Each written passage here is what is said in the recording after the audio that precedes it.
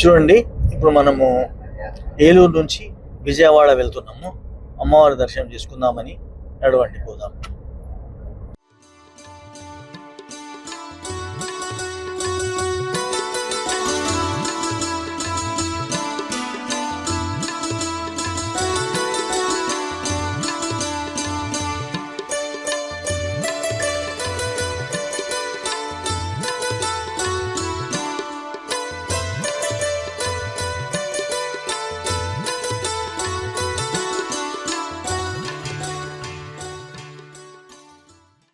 చూడండి, వచ్చేసాము విజయవాడ కనకదుర్గమాత అమ్మవారి ఆలయం.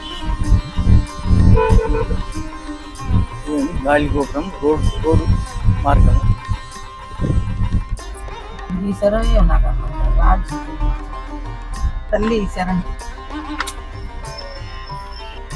కిందనే మనకు అమ్మవారు దర్శనం ఇస్తుంది. ఇక్కడ మనము కొబ్బరికాయ కొట్టి చాలా మంది ఇక్కడ నుంచి రోడ్ మార్గంలో పైకి వెళ్తారు అనమాట.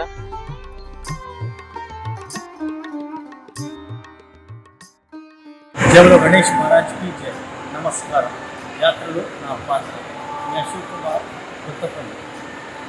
ఇప్పుడు మనము విజయదుర్గామాత విజయవాడకు వచ్చాము.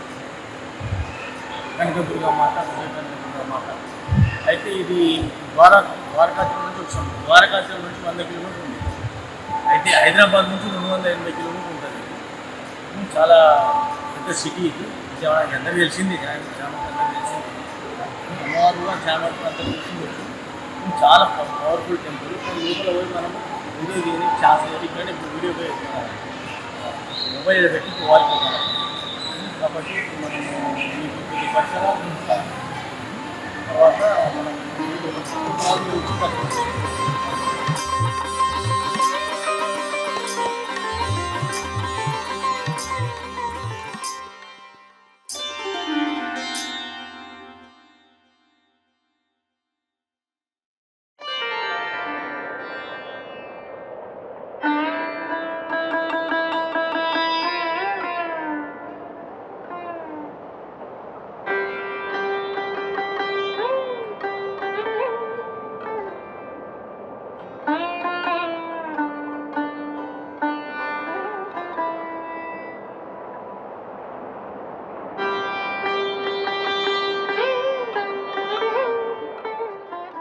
ఇదే మందిరము.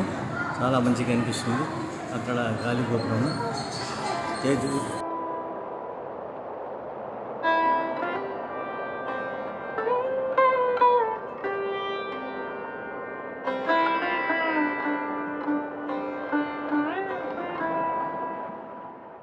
అండి, కృష్ణానది ఎలా వాడుతుందో. కృష్ణానది ఒడ్డుకే మనకు ఈ కనకదుర్గ అమ్మవారి ఆలయం ఉంది.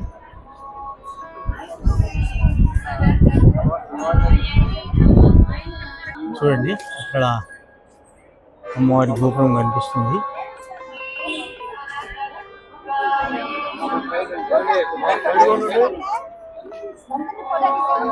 ఇక్కడ అలౌ లేడు, చాలా స్ట్రిక్ట్. లోపలికి వెళ్ళలేము, ఇక్కడి వరకే.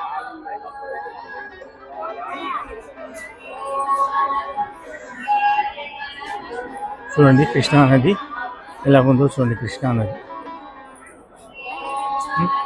చలో ఇక్కడ నుంచి సెల్ ఫోన్లో పెట్టేద్దాం. నడవండి, పెడదాం. నడవండి.